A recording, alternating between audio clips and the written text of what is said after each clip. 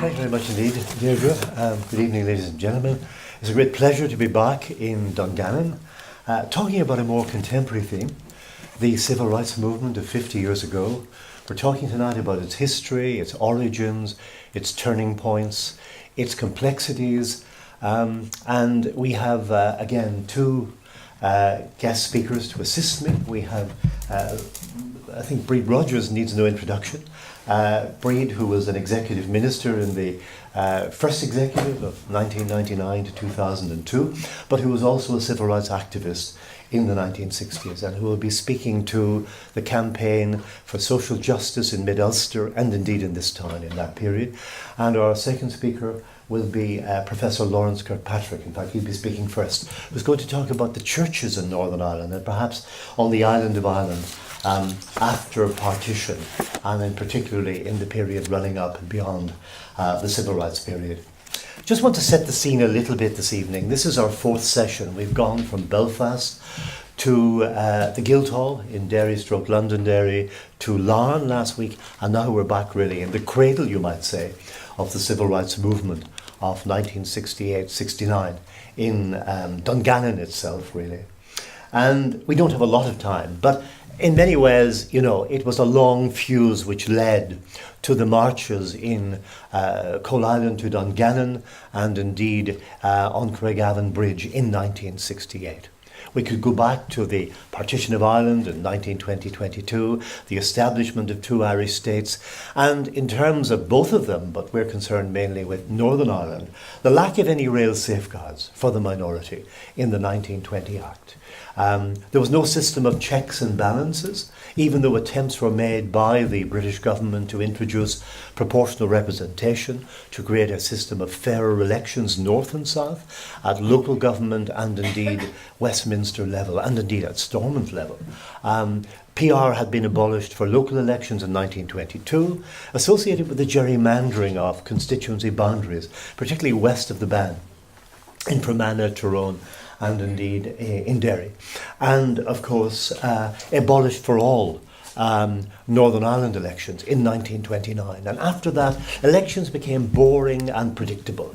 Perhaps only 10 or 12 seats actually contested in elections down to the mid-1960s. I think the 69 election, when O'Neill was embattled and struggling for his political life after the first tranche of civil rights reforms, that was the most contested election in Northern Ireland's kind of 50-year history. So we have that whole period from 1921 on, which saw, of course, the assumption of special powers by the Unionist government, based on the old draconian laws, the Restoration of Order in Ireland Act 1920, at the height of the IRA campaign and the War of Independence. We then had problems in education. Lord Londonderry's attempts to create a non-sectarian system in his 1923 Act caused negative reactions from both communions. The Catholic Church obviously opted out of the state system. They weren't funded at all. Their schools weren't funded at all in the 1920s. The Protestant churches handed over their schools, but resisted secularism. And they laid down conditions, continuing control of the schools, which the Church of Ireland, for example, at the Presbyterian Church, had handed over to the state. And so by the late 1920s, we had what one historian has called the endowment of Protestantism by the state in Northern Ireland. Of course, the South was becoming very much a sectarian Catholic state, reflected, I suppose, in various things, but in particular in the special position of the Catholic Church in De Valera's famous era constitution of 1938. The North, of course, a divided society, nationalist abstentionism, particularly in these critical early years when the foundations of the state were being laid down in things like local government, education, law and order. And the Special Powers Act became a permanent feature of the state by 1933. It had been temporarily renewed on an annual basis and then declared permanent, with powers to introduce internment, suppress newspapers and inquests and much else. So this is all happening, and of course you have the famous gerrymandering schemes in 1922-23, with the abolition of PR meant that nationalist councils in Fermanagh and Tyrone, for example, were replaced for the next 50 years really by unionist councils on a first-past-the-post system. So there was a lot wrong in Northern Ireland. In that period, you had the constitutional nationalists more often abstaining from Stormont than attending. They attended in the late 20s, early 30s, achieved very little really under the formidable parliamentarian Joe Devlin. And when he died in 1934, abstentionism became the name of the game again, really. There was a militant wing to nationalism, of course, the Irish Republican Army, which revived in the 30s and had a wartime campaign, limited, but nonetheless people died between 1940 and 1945, before the IRA really came under pressure, north and south, and began to melt away. That would happen again in the 1960s. But it's the post-war period that's very, very important in understanding the background to the civil rights movement of the mid-late 1960s. In particular, welfarism and the post-war reforms, which were introduced here, really, on account of the welfare revolution in Britain. 1945 had seen the so-called socialist revolution, the return of an almost Corbynista-type government at Westminster, led by Clement Attlee. It was really a socialist Labour government committed to nationalisation, a welfare state, free education, universally up to university level. Now, of course, the question for unionism, still in control under Lord Brookborough, who had replaced Lord Craigavon and indeed J.M. Andrews in 1943. The issue was, would they follow this kind of socialist furrow, or would they resist it? Big debate in the Unionist cabinet at Stormont in 1946. There was a lot of ministers who favoured the idea of Dominion status. They would opt out of the UK, they would become a Dominion like Canada, with the Union Jack at a corner of the flag, because they saw Labour as representing creeping socialism. And they suspected Attlee and his cabinet colleagues, people like Herbert Morrison, of being crypto-nationalists in their view of the Irish question, given Labour's attitude in earlier decades to Home Rule, of which it was a very strong supporter. But eventually a deal was cut between Whitehall, really, and Stormont. And remember, Stormont and the internal, if you like, governance of Northern Ireland were at one point on the agenda of the British Home Office from 1922 onwards. And also, under the Speaker's Convention of 1922, it was virtually impossible for Northern Ireland MPs, particularly nationalist MPs, or even friendly Labour or Liberal MPs, to raise Northern Ireland matters, such as gerrymandering, such as discrimination in jobs, and later in housing after 1945, because these were matters which were germane to the devolved Parliament in Belfast. It was only with the election of Gerry Fitt in 1966 and the creation of a pressure group among Labour MPs that it became possible for the first time, with great difficulty, to raise questions of fairness and equity in Northern Ireland on the floor of the British House of Commons. We're a long way from that in 1945. But eventually, the British government agreed to fund the enormous welfare and educational reforms which were being introduced in Britain. You had, of course, the introduction in 1948 of the National Health Service. Free specs and false teeth for everybody. It was incredible. We moved within 20 years from the second poorest region of the British Isles, second only to Wales, to the 1950s, when Harold Macmillan spoke for people here when he said, "You've never had it so good." Inward investment, advanced factories coinciding with this Labour revolution in Northern Ireland. But of course, there were limits to the National Health Service. There was one Catholic acute hospital in Belfast from the 1880s called the Mater Infirmorum Hospital. And it was an acute hospital training doctors under the aegis of Queen's University. But it had a Catholic ethos, being founded by an order of nuns. In 1947, on the eve of the introduction of the NHS here, the Mater was given a stark choice. It could be 100% in the health service or 100% out. And of course, because of its ethos, it found itself excluded from the NHS. If you took a heart attack on the Shankill Road, or were knocked down on North Belfast, at any time down to 1972, a state ambulance would take you to a hospital which was not a hospital under the regulations of the 1948 National Health Service Act. Yet the matter would have had to be replaced by a state hospital had it not existed in North Belfast. And so it was excluded. Its consultants, its nurses took lower salaries than those in the NHS. And the whole thing was funded by a football pool for 25 years, the Young Philanthropists Pools, which raised millions for the Mater Hospital. In the mid-1950s, a British hospital administrator, Dr. H.B. Tanner, reviewed hospital services in Northern Ireland, and he recommended that the Mater should have a contractual relationship with the state. The same kind of thing that happened in England and Wales, where a Church of England hospital or a Catholic hospital would reserve wards and beds for the state service, and this would generate income for the hospital generally. Again, Brookborough, the Prime Minister, ruled that out. When O'Neill came to power in the early 60s, again it was kind of long fingers. They were prolix negotiations.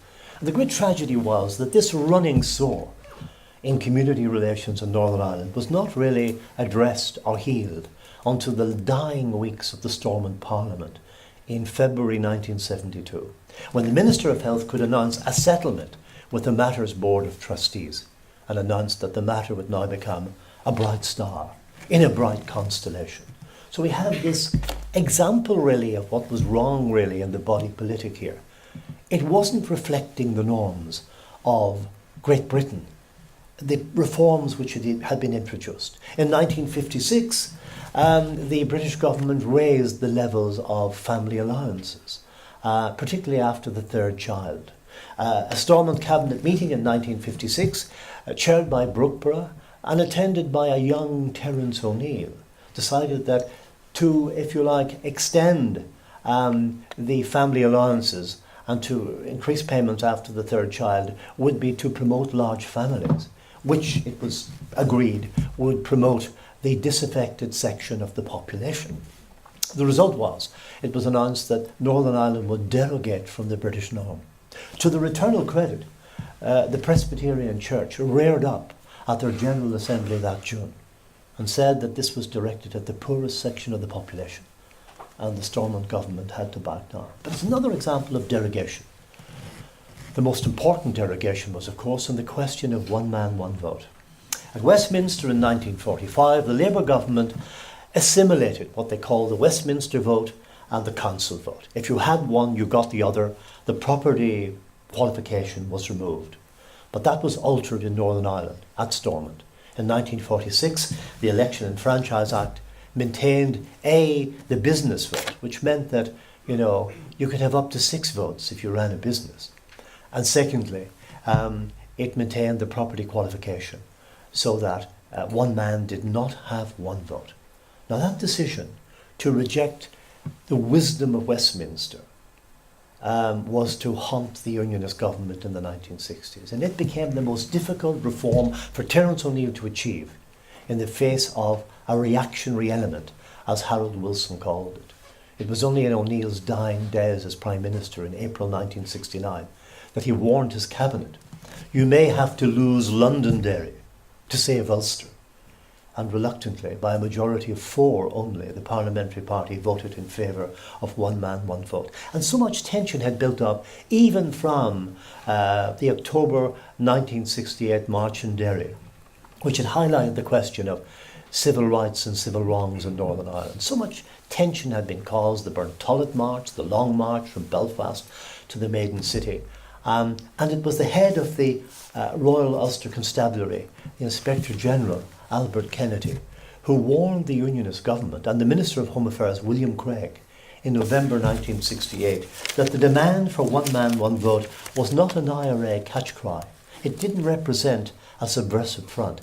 It was a genuine demand, which he said, writing in November 1968, the Inspector General of the Police to William Craig, which he said was supported by a large number of Protestants at that time. So we have those kind of lost opportunities, but something else happened in the late 40s. The 1944 Butler Education Act had been adopted in Britain by all parties with the aspiration of creating free education from the nursery school to third level. No longer did you have to come from an affluent background to win a university place. If you passed an exam at 11, in England or indeed Northern Ireland, you could progress, well, first of all, to a grammar school and potentially to university and a professional or a white-collar job. No one really saw, I don't think Stormont realised the potential revolutionary impact of the Act applied here in 1947. But if you look at the archives of Catholic diocesan colleges, like St Malachy's College in Belfast or St Colum's in Derry, suddenly, by 1949-1950, you see a mushrooming of the day boys in these colleges which had been reserved mainly for the Catholic middle classes, who would come as boarders from rural areas. But suddenly, you had boys going to St Malachy's from Ardoyne, for example, boys going to St Colum's and Derry from the Bogside. And of course, we were creating what they call the 11-plus generation, epitomised by people like Bernadette Devlin from Cookstown, like John Hume, an unemployed doctor's son from Derry, whose father told him famously, as he became aware of orange and green politics, "Son, you can't eat a flag." And that would have an amazing impact, not just on unionism moving into the 60s, but on nationalism. Because that rising tide of educated Catholics from a working class background began to pressurise the old rural-based nationalist party of Cahir Healy and Eddie McAteer by the early 60s to adopt a more progressive kind of politics. Richard Rose, the political scientist, wrote 50 years ago that the Nationalist Party in the North were an association of local notables. They were like bishops, he said, answering no one and answerable to no one. But the young graduates began to form groups like National Unity in the early 60s, pressurising the Nationalist Party to abandon the old shibboleths. John Hume wrote several articles of the Irish Times as a young teacher in 1962, in which he encouraged nationalist recognition of the realpolitik. Bad opposition, he wrote in 1962, results in bad government. And this was the beginning of encouraging nationalists to play a constructive role in the state. Unionism in this period, of course, had been battling the IRA campaign of the 1950s. It was a border campaign, highly localised. It was more of a southern IRA imposition in the north. Outside a few marginal border areas, it had no support. Nothing happened in Belfast. And in their valedictory statement in 1962, the IRA said they were calling off the campaign because of the lack of support from the Catholic and nationalist population.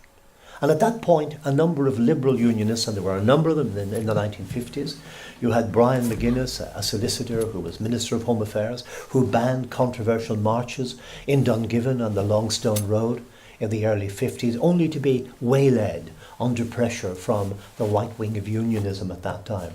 He had mooted the idea of encouraging Catholics who were becoming bread and butter unionists in some cases to join the Unionist Party. But Tom Caldwell put it very well, a later Liberal Unionist MP. In the Robert Key television series, Caldwell recalls in the late 70s, he went to Brookborough, but 1962 or 3, and said, "Why did you attract Catholics to the party?" Quote unquote, he didn't want to know. And so you had Brookborough's tendency was to ignore the minority, unless he had to deal with them in things like education, forced to give them higher grants in 1947 when they threatened to test the educational laws of the Northern Ireland government at law. Attorney General after Attorney General had warned successive Unionist Prime Ministers that the education laws, the 1922 Act, the 1930 Act and so on, were actually illegal under the Government of Ireland Act in 1920 because they endowed a particular religion and contravened Article 5 of that agreement. But Brookborough's view of the minority was clear. In 1942, when he discovered that nationalists in Derry were working on the docks on government contracts for the Royal Navy, he said, "These people are a fifth column in our midst. If I was a German general, I would use them." So we move into the failed and the disappointing experiences of the Orange and Green talks in the early 60s, which held great hope. Senator Lennon for the Ancient Order of Hibernians tried to raise discrimination, gerrymandering, special powers, but he found that Sir George Clarke, who seemed to want to engage on behalf of the Orange Order, was thwarted by lower levels of the order, and the talks broke up in 1963, just in time for the advent of Terence O'Neill. We kind of know a lot about that decade. O'Neill was a moderniser. The civil service were into planning, the Matthews stop line, the new city, unfortunately called Craigavon, something O'Neill agreed privately was unfortunate, and then the proposal for a second university.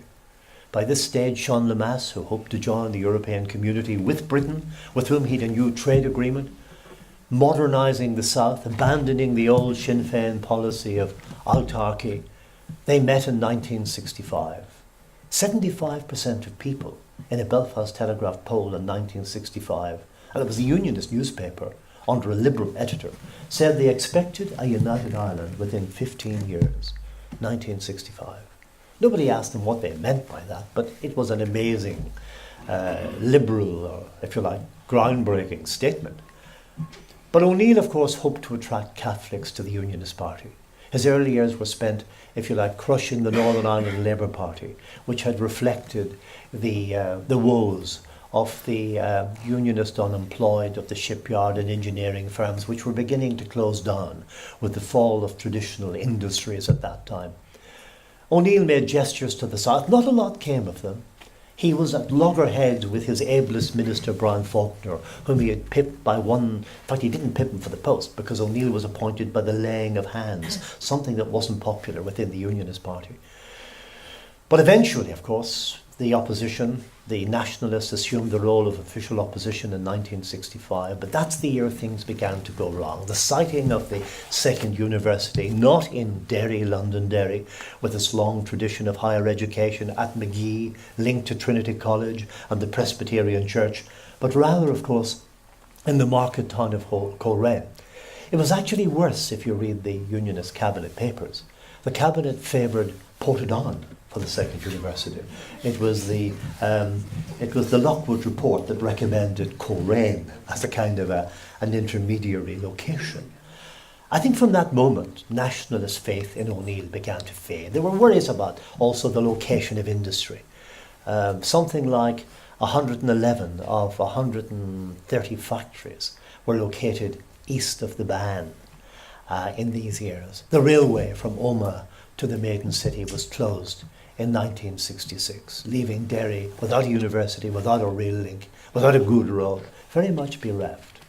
And of course there was the housing problems. Since the war years, the Housing Trust, which was a very broad-based body led by a Quaker, had manfully tried to provide housing on a basis of need throughout Northern Ireland.